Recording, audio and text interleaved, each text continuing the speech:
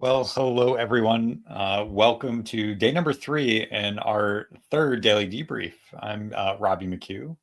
Hi, I'm Lisa Geritzi, and welcome. We are so excited to be here. We've had the kickoff event, and now this is our third daily debrief live, and we're just really thrilled that we're going to be able to talk about the presentations that were launched today, and talk about some of the questions people have been sending in. Absolutely. And folks, we are live and streaming across multiple brands right now, thanks to our partners over at EMS One. So if you are watching, we'd love to hear where you're joining in from. Put a comment up. We'd love to take any questions that you might have about the summit. And thanks to our friends over at High Performance EMS, as well as Martin at Fire Rescue TV. We're simulcasting across multiple brands here with the EMS Leadership Summit. By far, this is the most amount of people we've had to register, and we have had a lot of people register over the years, Lisa. Yeah, it's been really amazing. And I'm sorry I got distracted for a second, so I apologize if I'm repeating what you said, but there's still time. I mean, registrations are still coming in, both for free passes and all access passes. So it's not too late, folks. Never too late to sign up for an all access pass because you have lifetime access to all the amazing speakers and bonus items and um, other things. But And also, NEMSMA, sorry, go ahead. NEMSMA approved CME credits too for folks that are interested in pursuing that professional credential, thanks to our partners over at NEMSMA. And again, that is for folks that upgrade to an all access pass for a small fee. EMSleadershipsummit.com/AAP for all access pass. I do want to mention our conference playbook, our EMS Leadership Playbook and conference schedule here. We have put together a list of all the sessions when they are premiering this week for free pass holders. And there's some exclusive articles written and resources in this book as well. You can go over to emsleadershipsummit.com/playbook and download your copy for the week. Yeah, definitely. And I was reading the article after Dr. David Daniels was on our panel last night. I was rereading his article in the playbook, and there's so much value in there. And I'm really excited about his book coming out next week. I know we talked about that last night, but Yeah, no, um, that is exciting. yeah. So, shall Um, we talk about our sponsors? yeah, let's cover our virtual exhibitor hall. For those that haven't seen this, emsleadershipsummit.com/exhibit. We had our first lunch and learn today, actually. So with Isaac from Revenue EMS did a fantastic job. We had a great showing today, and he gave a really excellent presentation about the concept of found money and billing practices, which is going to help a lot of agencies that attended. So we have one more lunch and learn scheduled for tomorrow, 1 p.m. Eastern, with our friends at Image Trend. So you can click on their booth. You can look at the resources that they have put together, including some case studies, how they're leveraging the power of the Image Trend platform and additional plugins for visualization of data, as well as reporting and connecting the pieces. So you can register here, and beyond documentation, unlocking the full potential of your EPCR data. So Gabe Schultz is presenting that tomorrow live at 1 p.m. There still are a few spaces open. It is free lunch. We are providing a Grubhub gift certificate for the first 100 who show up and attend the session. So definitely check out some of our sponsors there. We've got our friends over at Ninth Brain, who've put together their suite of products that addresses agencies' needs, from a learning management system, tracking credentials. If you're an agency that does any accreditation, these are all critical aspects of your accreditation process. Workforce scheduling, quality improvement. So they've bundled together a whole bunch of tools that are in one suite, and we appreciate Ninth Brain for them returning as a sponsor. Can you click on that booth just for a second? Because I Yes. want people to see how interactive these booths are. It's kind of easy to look at this and say, "Oh, those are cool." But when you click on them and you see that they actually open up and you can download PDFs, you can download um, different guides and different, each booth has something to offer. Videos often. I know Northwell Health has a video. Very interesting video on the research they're doing. So, there's a lot here to take advantage of. Would like to mention our friends over at Phase, Patient Handling and Safety Experts. They've put together and announced a new device. They've had the Binder Lift for many years, and they're offering a free field trial for that, but they're also releasing their Binder Transfer device to reduce patient movement injuries. And they also have a free field trial for that. You could reach out to Jimmy here in their booth. But we actually had a presentation on the lineup today from Rick Binder talking about their the professional pickup artist, as he termed it, a funny title. And but we'll actually see Rick in the green room, so we'll be able to talk with him in just a few minutes. But definitely check out their exhibitor booth, especially to reduce those provider injuries. We have a resuscitation booth here from the Resuscitation Academy Citizen CPR Foundation, as well as the 6 Minutes to Live featured video that was just released recently. We actually put a press release out about this. So a lot of great resources here. If you are a leader, if you want to affect cardiac arrest survival in your community, there's a lot of great resources to check out. Be sure to watch this short video, short documentary style video that talks about the 6 Minutes to Live movement. Yeah, it's so inspiring. I can't wait for people to see that. Did you mention Fire Rescue TV as returning again as a media sponsor? We are simulcasting live to over close to 500 screens across the country, and in fire stations and rescue stations. And hello, everyone. Thanks for being here. And we, incredible guy, Martin, and his commitment to helping organizations to communicate more effectively. So check out his booth as well. I do want to mention our friends at the Emergency Responder Safety Institute, or respondersafety.com. We actually have in the green room John Sullivan tonight as a representative from that organization. He is going to talk a little bit about the session that we recorded and that was released today, talking about the safety risk for operating on dangerous roadways. And Responder Safety has put together a lot of free resources. If people are interested in, leaders are interested in getting their national TIM certificate, traffic incident management certificate, there are courses specific to EMS and an entire landing page put together just for the EMS Leadership Summit, with a slew of resources for leadership, for supervisors, shift commanders, for training supervisors, training officers, safety officers. The list goes on to PIOs and educators and frontline responders. So they have put together a lot of resources for the EMS community. And we are thankful to partner with Responder Safety and the Emergency Responder Safety Institute. That's awesome. Yeah. And we have NAMI HP again this year as a supporter, a sponsor. Another great booth, a lot of great information there.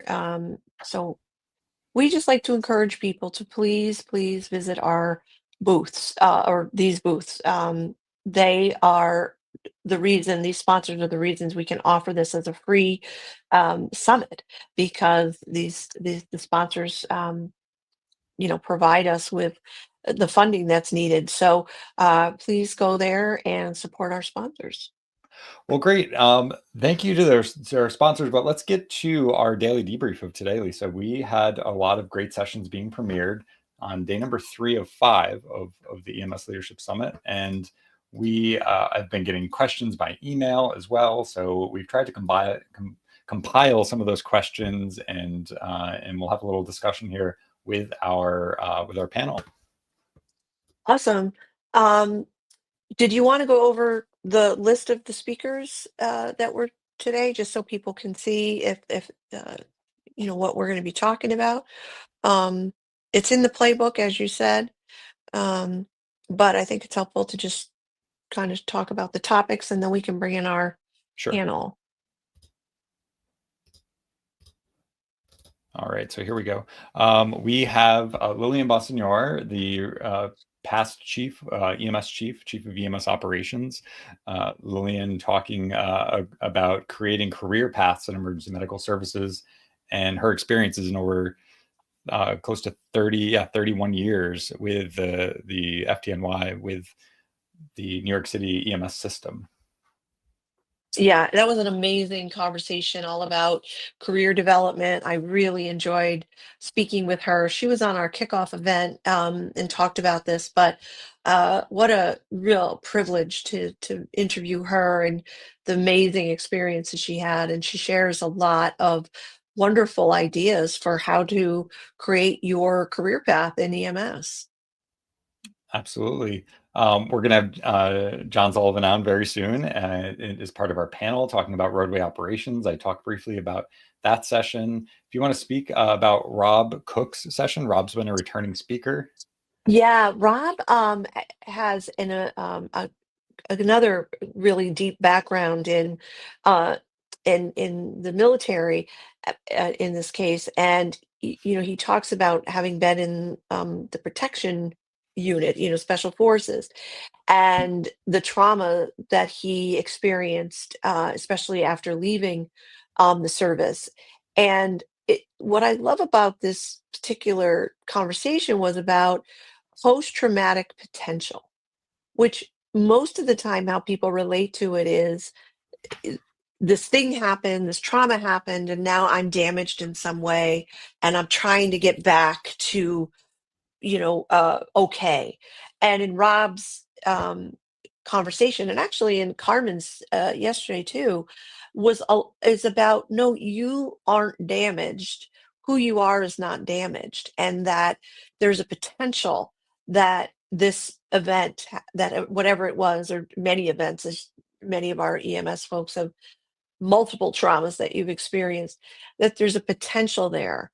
And it's a complete 180 approach, in my opinion, about looking at what some people call post-traumatic stress disorder or illness or something, where it's a diagnosis of something's wrong with you. And it's just a completely refreshing um, approach, I think. And I learned quite a bit. And, Rob is a coach like myself. Rob and I are very good friends.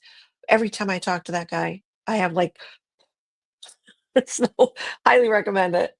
Very, very similar feelings to Jonathan Washko. He's a fantastic presenter. He has been in charge of a very large system. He's been a consultant for many years. He's been in EMS for over 40 years. Has an extensive background in leadership development and talking about the EMS engagement in EMS systems. So he has seen very large systems at scale to very small systems. And John is talking a lot about leadership and engagement. I mentioned we've got Rick Bender in the green room talking about the incidence of provider injury and how do we think about the like how we lift and move and how do we train providers, if we train them at all, frankly, to lift and move patients, and it's a majority of what we do. So excited to talk to Rick more about his presentation. And finally, our panel discussion. We had an international panel with Leon Baranowski. We had Jen Bolster from the BCEHS that's recently made a transition down to Tasmania in Australia, as well as Lindsay McKay was the former director of Ambulance Victoria, one of the of an extremely large, almost $2 billion a year organization from a budget perspective, a pretty massive organization there, and had made a transition herself from the United Kingdom and almost 20 years ago, I believe. So Christy Lowry Richardson is from the UK College of Paramedics. And we are all having a conversation about the portability of paramedics and how it was 20 years ago, how it's changed even 10 years ago, and how it's changed really for Leon in the last couple months as he made another transition from the UK system to the Canadian system down to Australia. So really talking about a lot of the barriers that we place on ourselves and what we think is possible. And I loved on LinkedIn today, he even shared a little story about just imagine yourself at 80 years old and you wake up Hmm. and think about, did I make the decisions that I would have been excited about or did I make the easy choice? And so this panel did a fantastic job about breaking down the barriers, and they have made it a lot easier for people to follow in their footsteps and really have paramedics without borders. And I love that panel discussion because it really, for me, illustrates all of these sessions where you have the opportunity to learn from others, right? You don't have to reinvent the wheel. You don't have to go it alone. You actually can hear from other people and truly learn lessons that you wouldn't otherwise be privy to. So, um, really great opportunity. All right. So with that session, I think we should bring on our two panelists that are in the green room. So let's bring on Rick I Bender. agree. Rick, welcome. Great to see you. Oh, thanks for having me. It's so great to join here. How are y'all doing? We are doing well. Great. And then we've got Captain John Sullivan representing the Emergency Responder Safety Institute. Welcome, John. Hey, everybody. How you doing? Doing Good. well. Thanks Nice for to meet joining you, us. John. It is funny, John. We had the former John Sullivan that was presenting from ERSI, and you are the other John Sullivan presenting from ERSI. We certainly appreciate Jack and all of his years of advocating for roadway safety, for EMS and EMS providers to be more included in safety training when they're operating near roadways. So it's great to have you on for the first year, even though the name may look the same. Yeah. And I just want to remind anyone who's watching, if you have questions for our panel or you have any questions at all, please put them in the comments and also let us know where you're watching from. This is an international event. We've been having comments from people all over the world, and we really love that. It really helps people see the universal issues and universal solutions to many of these challenges. So, um, Rick, maybe we could start with you. Would you mind just kind of giving folks a high level um, overview of your presentation and what your organization is out to accomplish? Yeah, for sure. And even playing off of a little bit on the conversation earlier, that I love this platform so much because we're bringing across like people together from all across the world. To have these conversations and to learn from each other. I was actually working with Ambulance Victoria a couple years back and learned so much from how they operate because it's way different than anything that I had seen before. And that's where some of the things in my presentation I learned from the safety professionals working for that organization. So I just, I have to just give a shout out to both of you, Lisa and Robbie, for putting this together and creating this community for all of us. So what phase is about and what my presentation is about is reducing patient handling injuries for all EMS providers, because I believe all EMS providers deserve to have a long and healthy career. And the number one thing that's stopping that from happening is injuries from patient handling.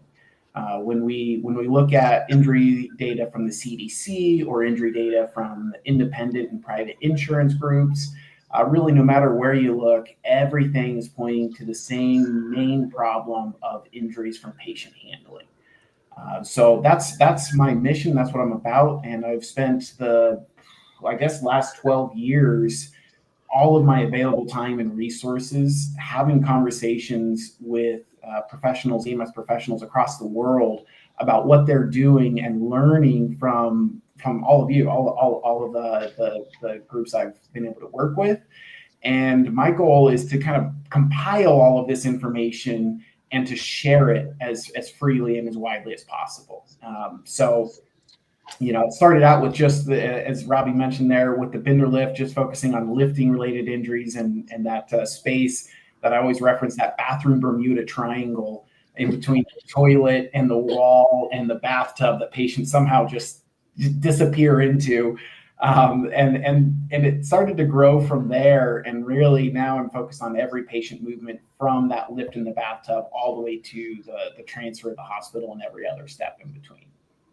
Yeah, Rick, and what stood out to me in your presentation was one quote that you had up there. It's no coincidence that providers are getting hurt the most in the area that they are trained the least in.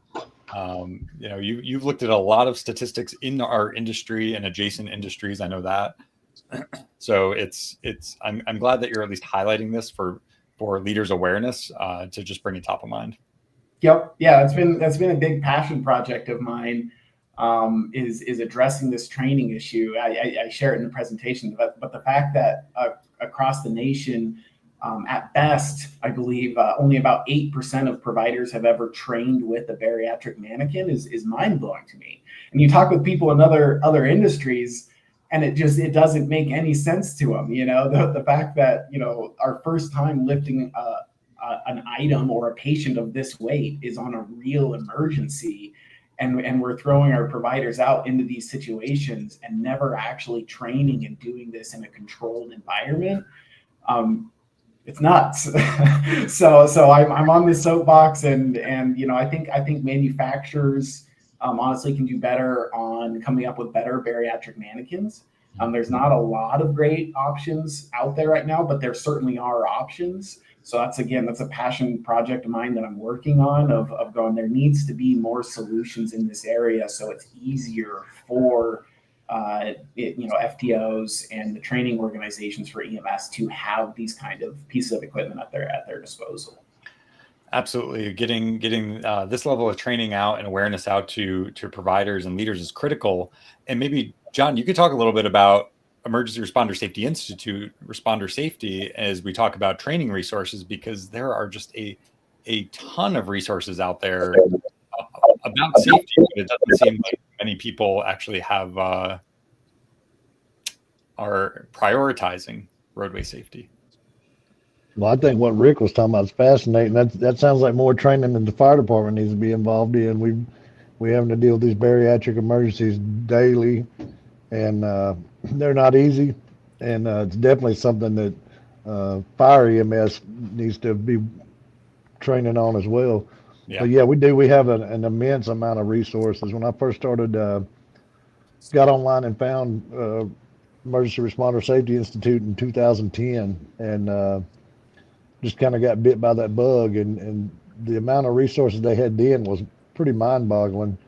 And it's for all disciplines. It started out as a fire service discipline-oriented project, but it's fanned out through the efforts of Jack Sullivan and Steve Austin and a lot of those guys and many others. I can't even name all of them, and they've all done so much work over the years and grown with all the disciplines now. But there is a tremendous amount of resources and more to come. We're constantly adding to the cadre and to the modules and putting out more information, more and more. Yeah, these are two topics that our providers, we spend so much time getting them in the door, training them up to that entry level, and filling the schedule and all these resources. And yet what often is missing is the training to protect them when they're exposed to real life incidents that they're going to face every day, whether it's Yes. lifting that patient. Rick, I think that's so funny and so true. The bathroom triangle, those cases, or it is responding to that snowy, icy dusk car accident and potentially facing fatal struck by incidents. So these trainings go hand in hand. Bariatric emergencies don't always happen in the home; they happen on the roadway as well. It's a good And point. you got to use the roadway to get to the patient and back to transport the patient. The roadway's involved no matter how you look at it. So it's really a very essential part of it. I encourage all leadership to really stress the driving, emergency vehicle driving and the vehicle handling, patient handling, like Rick's talking about. And I mean, it all goes hand in hand. And like I was kind of saying the other day, sometimes we train the least for the things we do the most, sadly. Right. you There's are an both assumption that Go ahead, you Lisa. already know, or like Yes. it's picking something up or but there's a right way and a wrong way to do it. And and if you're not taught, of course you're going to get hurt, and repeated doing it over and over again in the wrong wrong, I'm saying, or inappropriate. Well, I don't know the right term, but it's just not. It seems so simple, and yet how can it be so overlooked? It's mind-boggling to me. Well, your environment changes so much. Like I said, you may be indoors working in a bedroom or a bathroom, or you could be on the side of the roadway. I mean, it could be night, day, so many different conditions. You got hoarder conditions even, or Yeah. uh, each houses are different. It's all about the environment that you're in. Hmm. And I think EMS professionals are so used to having to do more with less, right? That almost becomes the standard. And I hear it so often of oh, we don't need to train on patient handling because we already know how to do it. Like we were saying, like we do it every single day. Or we don't need this piece of equipment because we can get the patient up, without it. Or these different things.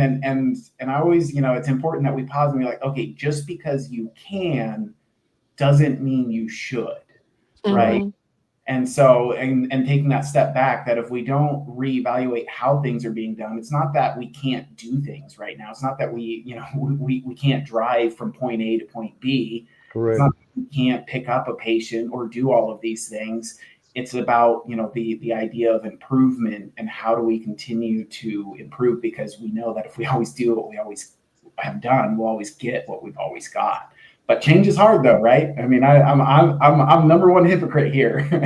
Like I preach change all day long in my presentations, but then when it comes to change in my own life, it's hard. It really is. Well, one thing I've learned about responding to emergencies over my course of my career is that you always say we do what we're always doing until we can't.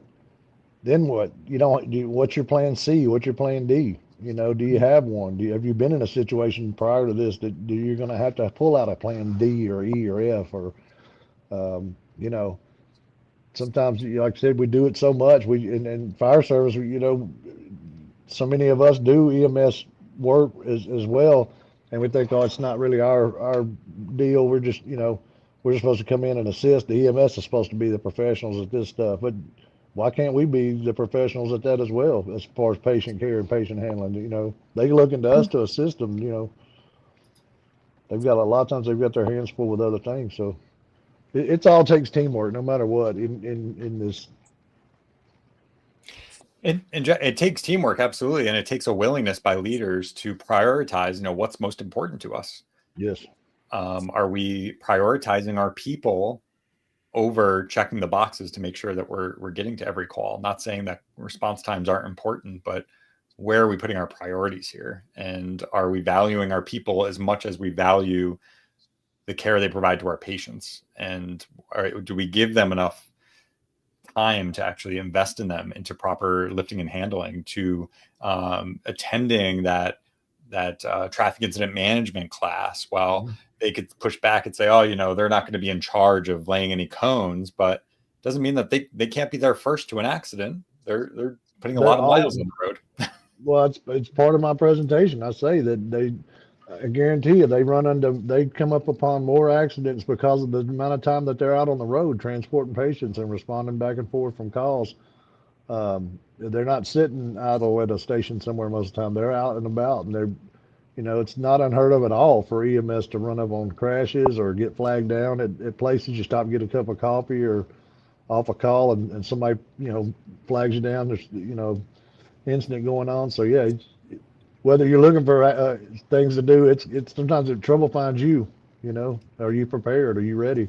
Make sure your Yeah. people are prepared and ready. That's part of being the leadership that I'm trying to get to, is to get these leaders to think. We want our people to think, but we got to get our leaders thinking and make sure they have strong leadership. Give them the right tools and the right resources. Like Rick was saying, oh, we've always done it this way. No, we haven't, because the equipment keeps improving every year. There's new devices. That Stryker stair chair, the new one, that's a game changer. We had a bariatric patient today. If we wouldn't have had that, I don't know how we'd have managed without that new. And not speaking on any product names or anything, but that particular piece of equipment came in so handy. And I'm thinking, man, a few years ago, this would have been a very big ordeal. So no, we're not doing things always the same way we've done them all the years. Because of good training and leadership and different bringing in other team players and things like that. Not just always thinking a crew of two can handle things like that. Knowing that for a call, leaders making sure that the leadership knows to send out that other crew or to assist them when they know from the initial dispatch that it's going to be a difficult call before they even get on scene. That's part of the leadership I'm trying to reach is folks that are going to be innovative in knowing what their people are going to expect, but also like Rick said earlier, yeah, we do a lot of the things because we've always done it that way. But if you think about it, with technology and all the different tools we're really using today, we're not doing things the same way we're doing. And there's no reason why you can't be trained up when you can go online and take a 4-hour course that you wouldn't have to take at another facility somewhere or have somebody to speak to you from another state. Mm-hmm. It's amazing the networking that goes on now. We're able to talk with each other from all over the United States and reach people that we would have never reached. It's amazing. And these are the And, kind of proactive people we want. and I just have to say, one of the reasons we love highlighting, the work that you guys are doing and all these different conversations is oftentimes leaders will see problems as sort of siloed, right? We Hmm. hear all the time about recruitment and retention or recruitment, retention, engagement Hmm. or communication with the younger generation, like all these sort of siloed things. Where I really think that when you start to really see all these different aspects, especially safety, and Dr. Daniels was talking, David Daniels, about safety, psychosocial hazard, and safety from a psychological perspective, it's really all like a tapestry almost, Hmm.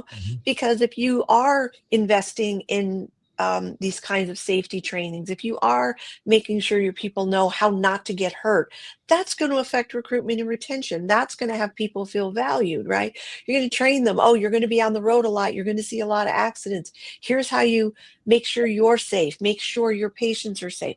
That communicates something so much greater than, oh, it's time to do training.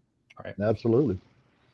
Or when you hear from another peer, in another state, hey, we do these things this way. Wow, I wish we would do things like that. I wish I had a leader that cared as much for me, or maybe, hey, go speak to my leader and see if we can maybe start looking at that.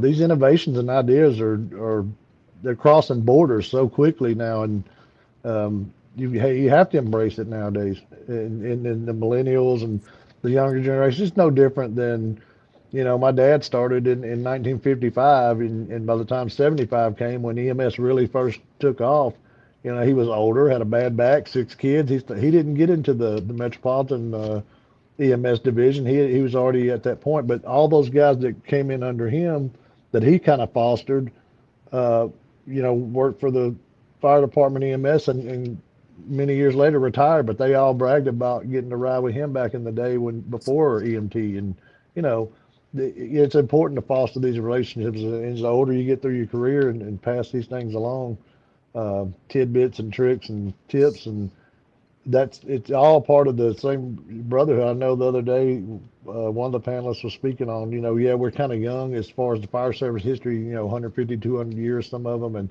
EMS being kind of like the younger baby, good 50 years under our belt. But look at the 50 years progress we've made since 1975 when emergency and, a lot of that stuff came out of pre-hospital Spot care on. from Vietnam. It's huge. Yeah. The pre-hospital care now is amazing. The things we can do, units carrying whole blood now and things like that. It's just there's so many things, and that seems like that's something that should be commonplace, but it's not. But one day it could be because of relationships like this that you guys are doing through this leadership and getting these classes out and getting it's constantly keeping people's minds going and wheels thinking on how we can keep you know, doing the same thing. Well, we've always been doing it this way, and fire service is hard about that. Tradition and everything else. And I always look at EMS as more of an innovation, uh, Yeah. kind of the nerds, I guess, if you want to look at it that way. But I'm one of them too. I embrace these things. I, Me too. Yeah, Yeah, yeah. I'd say, John, you're spot on because the like the EMS, they're usually innovators. They're usually early adopters. As much as You people have say to they be. resist change, they actually embrace change much faster than most industries. They're willing to try something out themselves, at least, which is where I look at, Rick, the product your family actually developed, the bender lift. The idea of putting handles on humans is just fascinating. The idea of once a person never has to lift under somebody's armpits again, and they can do so should never do safer, that. Yeah. with more person power to grab on a lift and make it safer for the patient. Like it is a no-brainer once people get their hands on it to try it. And EMS for Absolutely. years has done a great job at like at least being open to try something. I had a question for Rick. I know, I may be familiar with the old KED devices that we use, the immobilization devices that we use in the car. It was made for spine and back injuries. But years ago, a guy showed me a trick on flipping it the other end, and we use them on patients that have fractured hips. They work so great at immobilizing because it's backwards. You just turn it the other way and use it for a lower from the waist down. I was like, wow, see, you know, you never thought that, but it works great. We don't need that KED device. We don't use them anymore. I was like, hey, we use it for these ladies that have fractured hips. Work perfect. But again, it's just somebody show you something and you're like, wow, you think, oh, this thing's obsolete. It's not. Use it a different way. All we did was flip it the other way. It's amazing. I don't know if you'd ever seen that. I actually have, and it's so cool, and that's it's something that I really value and put a lot of emphasis on is maintaining direct conversation with my customers. We have thousands and thousands of customers at this point, and it can be easy to start to disengage and not have as many of these conversations because I'm in my world solving all sorts of other problems that we're all just getting through life solving problems, right? But they're so important to maintain that communication and to learn from each other. I mean, most of, like I was saying when I started, most of my presentation I've actually learned from the conversations of with EMS professionals across the world. And it's just through these conversations that I'm trying to compile all this information and disseminate it and to share it. Because it's amazing what you can learn though, where one person thinks, oh, hey, we should put handles on a human. Or, oh, hey, when you flip the KED upside down and you buckle it, it makes for a great pelvic split, Exactly. All sorts of stuff that it's really cool to be able to have a lot of formats, but this specifically is a great format and channel for learning from each other and sharing this information. Yeah. And Lisa, let's go to the first question we've got here. Yeah, we got a question. I think it really is great for this panel is, one of the questions we got was, how do we create a more professional environment? How do we increase our standards of excellence, and professionalism? And one of the things I'm just going to throw out there, and then I'd love for us to all discuss it, is it seems to me with these, starting with these fundamentals of patient, care, safety, traffic safety, starting with those fundamentals. Sorry, I speak for a living. Fundamentals, and then building on that. So I'd love to hear what you both think about that. I'd start first. Go ahead. Go ahead, Rick. I mean that this is a heavy hitter. I honestly I have asked this question and I don't even feel like I'm equipped to answer it, just because this is something that I see people I work with face on a daily basis, and there's not a cookie cutter answer, right? Because it's such a unique situation. Not one EMS service that I've worked with really operates like another one. I mean, it's so unique. And then you start to take into the history and the cultural dynamics. It's a very nuanced question. But the only way I think I really feel comfortable answering it is one step at a time. It's almost like, like asking the question of how do you eat an elephant?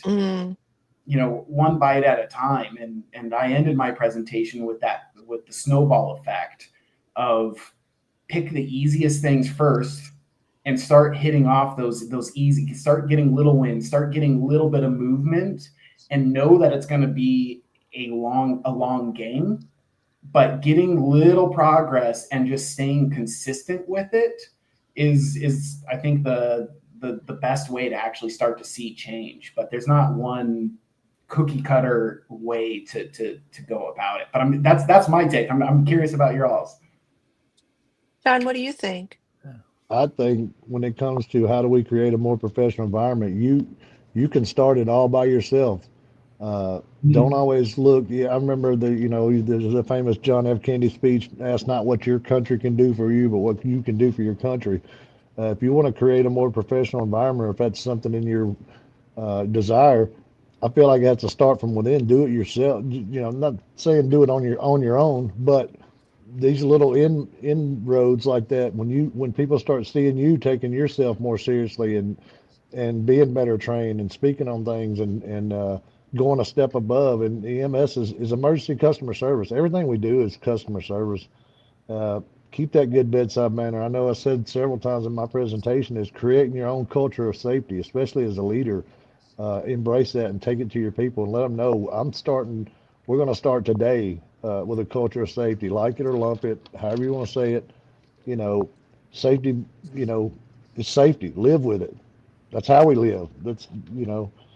If you don't like being safe, then you might have to choose another profession. There's so many other ways to do it, but higher standards of excellence. It all goes to your appearance and how you present yourself and you talk to your patients. And every call you go on, you're building a resume of your skills and showing off your skills and sharing those skills and learning new skills and keeping fresh on things and being smart, being that go-to person that asks the questions.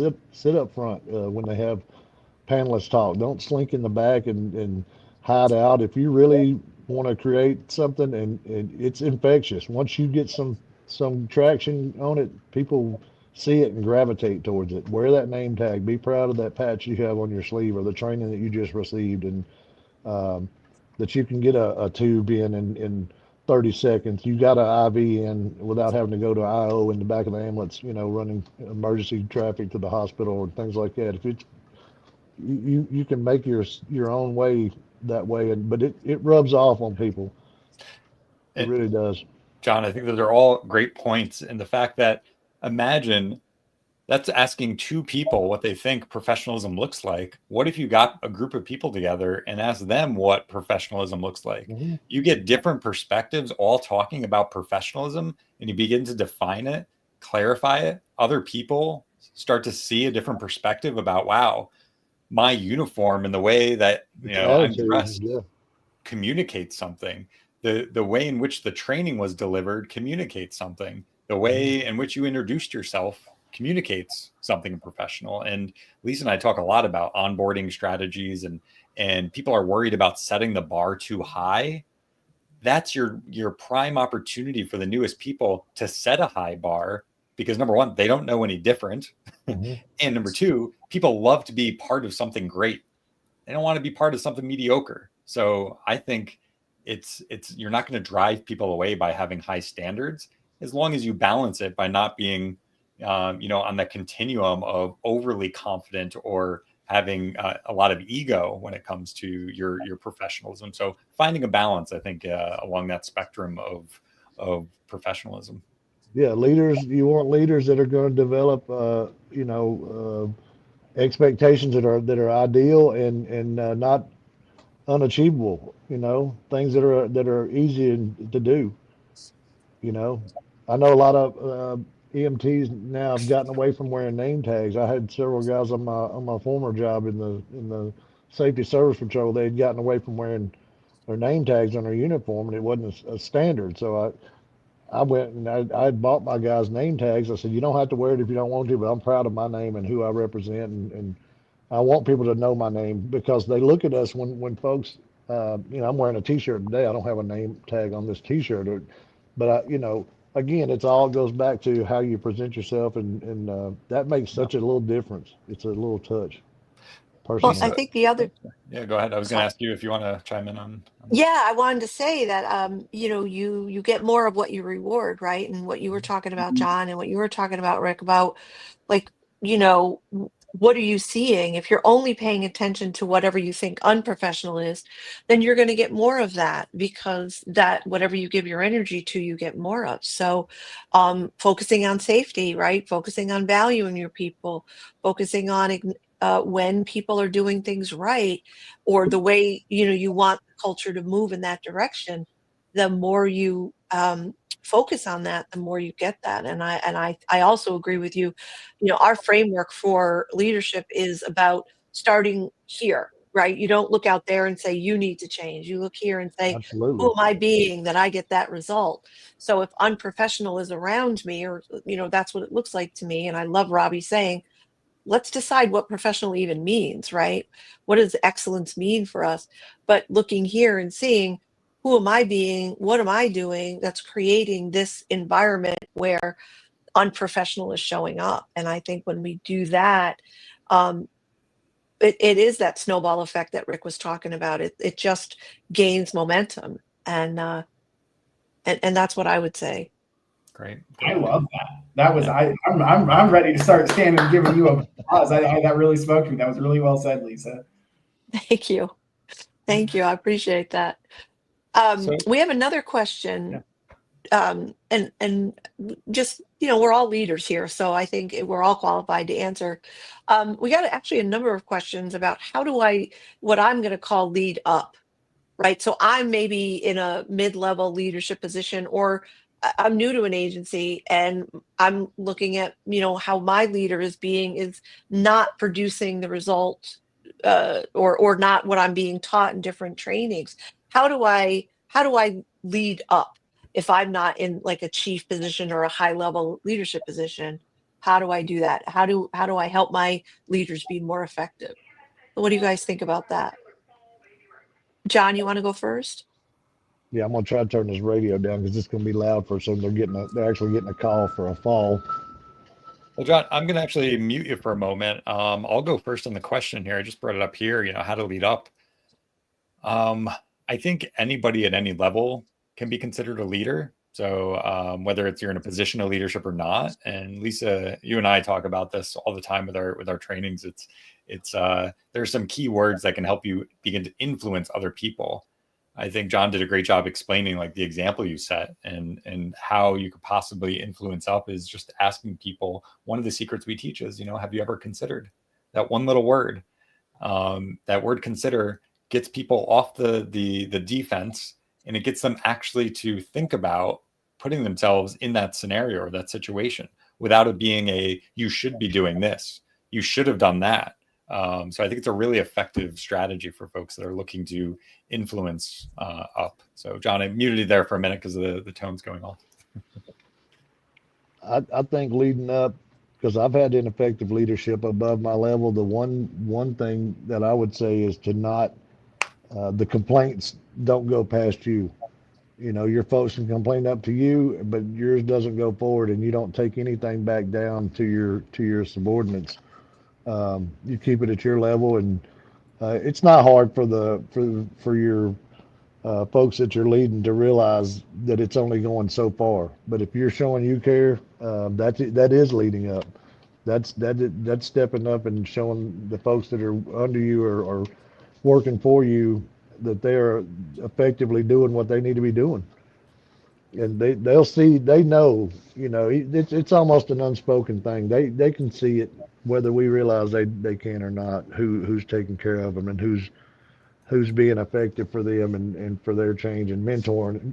Be a good mentor, be a good coach, and add a personal touch in it and let them know, that you value them a lot higher than without being spoken, that you value them more than somebody that you feel is not valuing. It's hard. It's not an easy task. You're spot on that it is not easy. And Rick, maybe I'll pose the question to you about leading up. How about as a leader in a product industry, dealing with an industry that is so entrenched in the way they've been doing things? How do you lead in an industry where where I'm sure you've been in this position, you have the tools that could help people. And some people just aren't willing to hear it. Yeah. I don't know if that reframes the conversation a little. And no, I definitely appreciate how you bring that to light and that viewpoint, because I have gone through that, especially I'm pretty young, so and I started this 12 years ago, starting out like I didn't have that leadership position and really did feel like I had to lead up, and I was having conversations with people with years and years, decades of experience on me, and I'm trying to come in and tell them a better way to do things, right?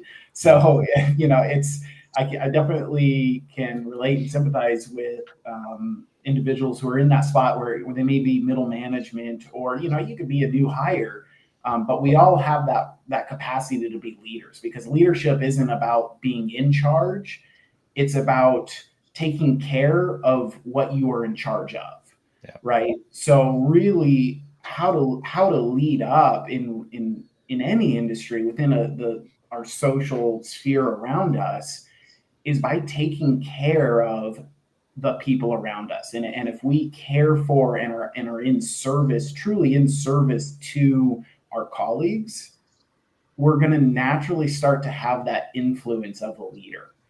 So you may not have the title, you may not have the length of time on your department, you may not have these things, but I do believe that when you live your life, and like you guys teach, of focusing inwards, and then using that to focus on how can I serve my colleagues around me, how can I serve my patients, that naturally puts you in a position where people are going to listen to what you have to say, because they don't care how much you know.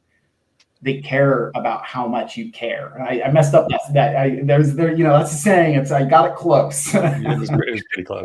Yeah. Timestamp. So I think that's just, really the number one thing, no matter where you're at, is just caring for those around you. And that's going to kind of give you that influence. Yeah. And I'll just add in, Rick, I think you've done a fantastic job like creating data for the industry. Watching your trainings that you put together and you've made freely available in your patient handling class, I think is a great resource for any leader to check out. It's in the playbook for this course, but you put data, you put video recordings, ergonomic recordings that actually show the back strain that people are experiencing and I think when you begin to raise people's level of awareness that this was even a problem, or probably more accurately, that there's a solution that they could address the problem. They probably have known there's a problem in back injuries, but that there are solutions to this. And I think that's what you've done so beautifully is you've packaged the data, you've polished the training programs, you've created products that just make it so much easier for our people, and that show that we care about investing in our people to protect them. So kudos to you. Thank you. Yeah, definitely. One quick thing if I just can say about leading up, I think, and the other part of that question is when leaders are not effective. I think there's this quote that was made famous by Ted Lasso show. I believe it's Walt Whitman, which is be curious, not judgmental.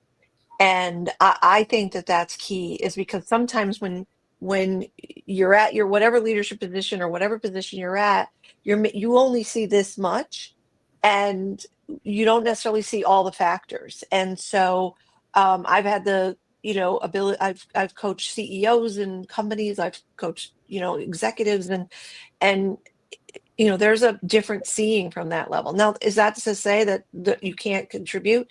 No, but if you approach it from a place of curiosity and respect, then you can learn a lot. And then, I love what Robbie mentioned, which is then when you offer an idea, you can offer it from a place of consideration and care. And like both John and Rick were saying, like, I'm here to serve you as my leader, and I have some ideas about how we might be able to do this better. But I think anytime you approach a situation with curiosity versus judgment, you have a chance to influence whoever it is.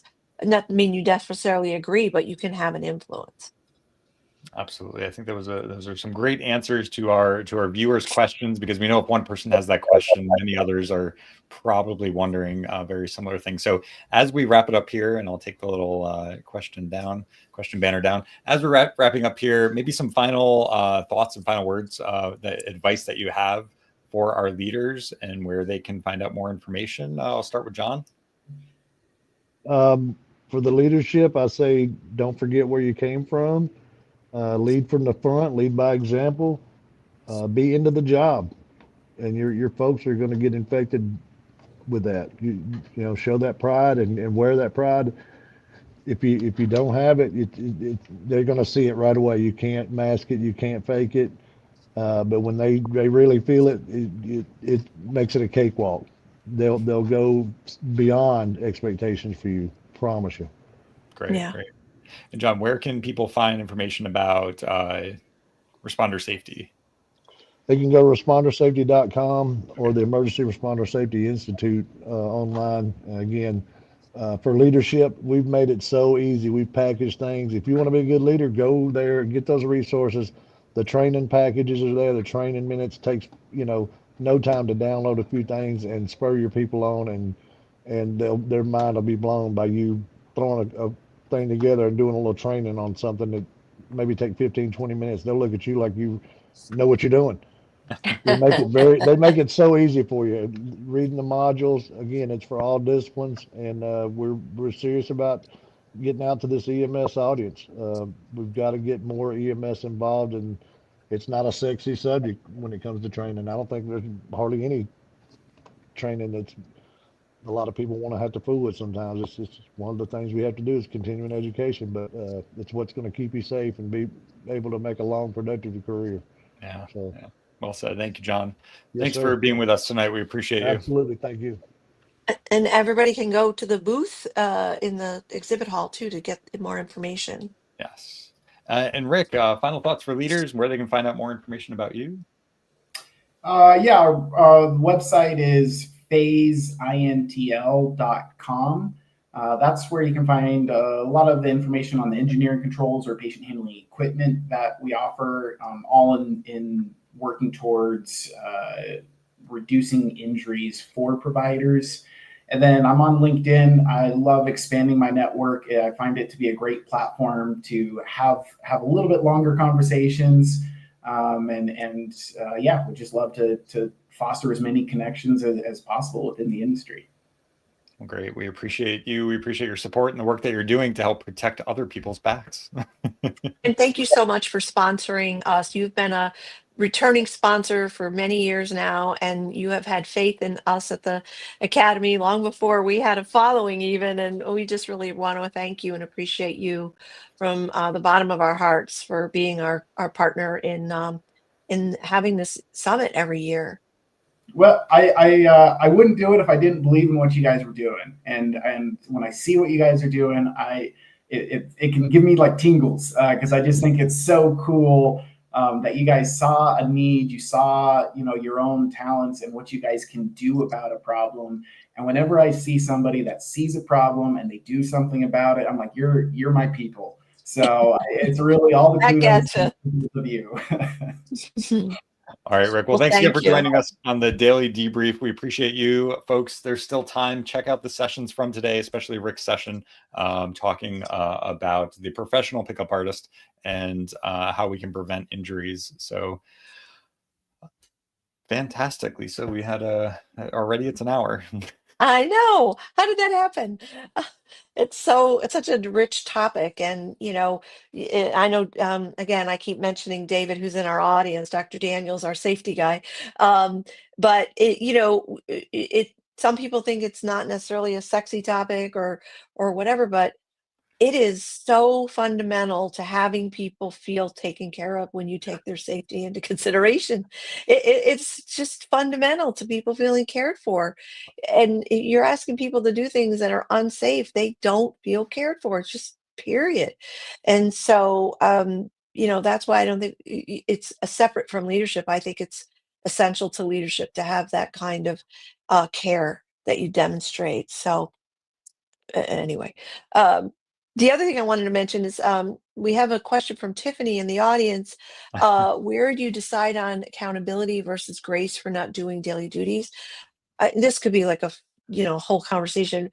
I would definitely invite you to watch the daily debrief last night that we had, if that recording is available, because we It is. talked a lot about accountability. But when we reframe accountability to education Mhm. versus accountability in the discipline sense, it's a paradigm shift, but it really creates a different relationship between you and the person that you want to influence, right? So you show up curious, what is it that's what's the way of thinking that they have that's leading them to the behaviors that they're showing, helping by educating them and understanding their point of view, and helping them to understand why these other behaviors are necessary.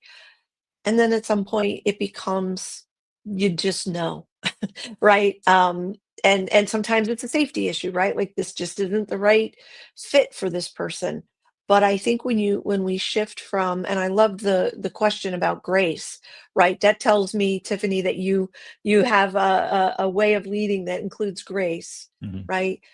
You can't go wrong when you come from that place, because you're human to human, and you're there to support and educate this person to a different way of behaving. Would you agree with that, Robbie? I would. And earlier, Lisa, you said it's having curiosity. Have a conversation. Ask the question.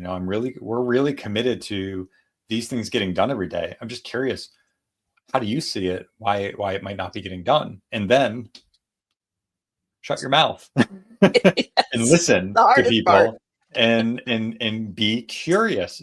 We're not saying use curiosity as a tool or a weapon. We're saying genuinely be curious, because something in your system is not working. And generally, it's not just the individual. It's the system has been created in a way that that's the end result you have.